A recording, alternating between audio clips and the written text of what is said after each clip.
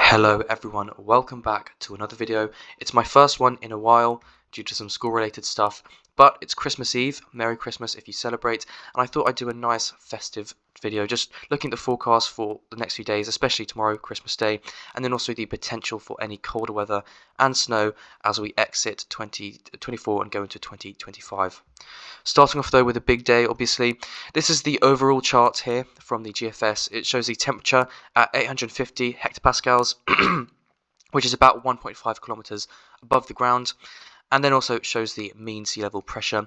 And you can see, sadly, we're not in a very good pattern for Christmas. We do have high pressure, which can be a positive thing for cold, but it's unfortunately in the wrong place.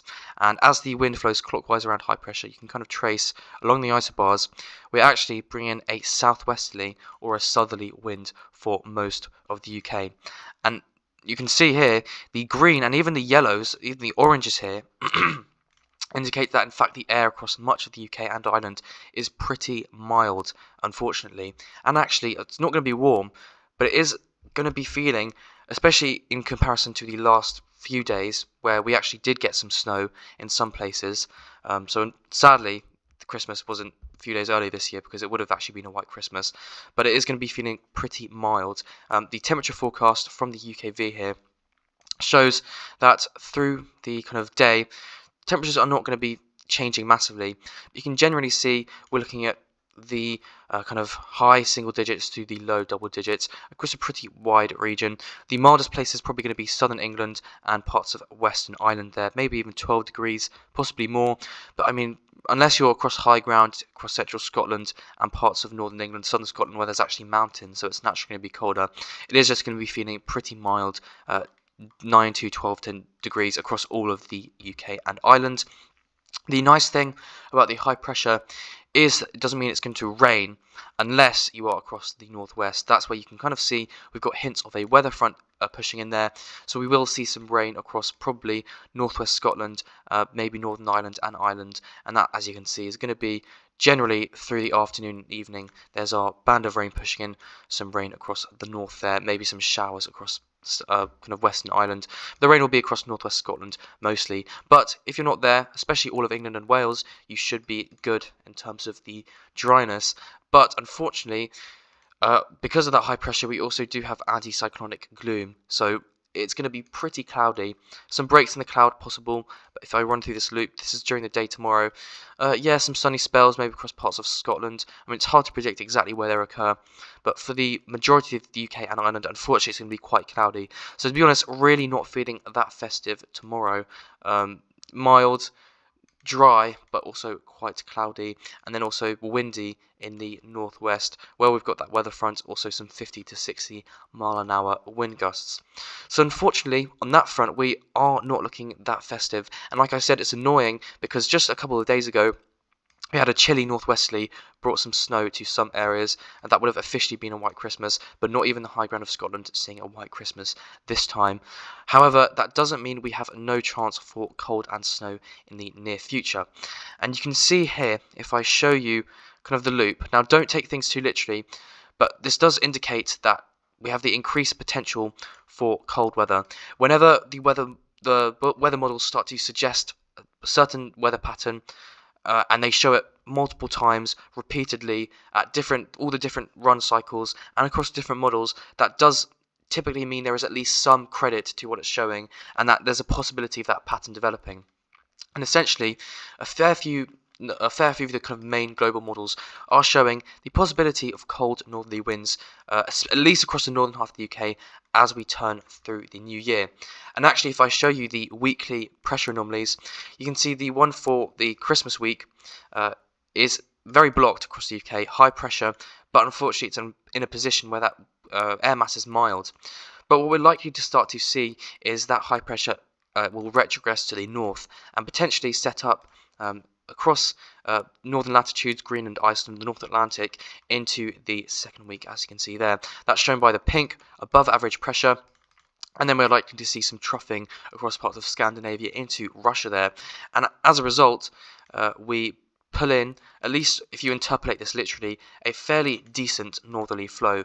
And actually, this is a fairly decent signal. It's not super weak. This is a much weaker signal, but we are actually seeing fairly good indication that in the first week, as we basically exit 2024, the first week of 2025, it will be a possibility of cold northerly winds. Now, I don't want to read too literally into this at the moment because this is pretty much a week away. That is a lot of time for things to change. But if we look at the ensembles, let me get the ensembles out. Let's do the 6 o'clock. Let's look at London. So this essentially,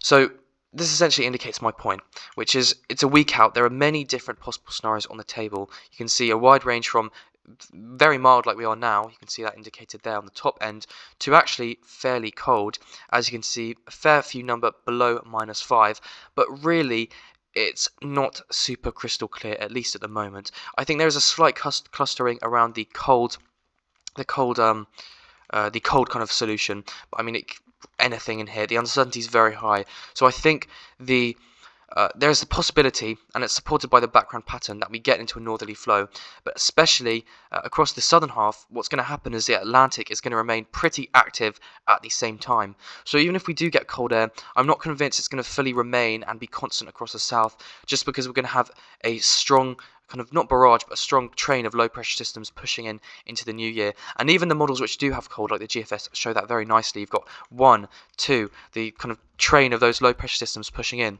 And the one possible scenario, the best scenario for cold lovers, which in my opinion is low probability at the moment, so don't get excited. But on the northern edge of where you do get those low pressure systems, there is always the potential for snow. But like I said, this is over a week out, and especially on the GFS, it's often not the best model. It can often lead to more excitement than there really should be. So I'm not overly optimistic at the moment. But having said that, we have been talking about this transition to phases 5 and 6 of the MGO, and then eventually into phases 7 and 8. Now these phases here are typically more favourable for blocking, and they do support the idea of high pressure moving to northern latitudes. So especially as we go into January, I definitely think there's something to be said for an increased chance of cold weather. So I think for now, keep a close eye on the models. I'll show you what the Canadian model shows, because this kind of indicates that point nicely. Even if we do get a northerly flow and high pressure to the north, I mean, you can't see it here, but in this model run there is high pressure to the north. That does bring the cold air into parts of Scotland, but because that Atlantic is still quite strong, big low there, it kind of just brings the mild air back into the south.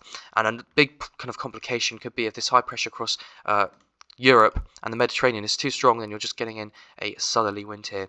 So possibly return to cold conditions across the north, but like I said, uncertainty is very high, and maybe we're looking at a kind of battleground scenario in the middle, but like I said, over a week out, very early. But I just thought I'd let you know, because there is some hope for fans of cold.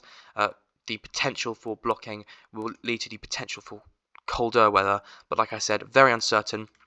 But anyway, that's about it for now. I will of course do more updates on the New Year's situation as time gets closer and as uncertainty increases. But the main thing for tomorrow, Merry Christmas if you celebrate. Unfortunately not super festive, but hopefully you can have a nice relaxing day, and then boring weather until New Year's, and then potentially something to look at, as you can see there. Anyway, thank you very much for watching, everyone. Merry Christmas and have a nice Christmas Eve. Bye bye.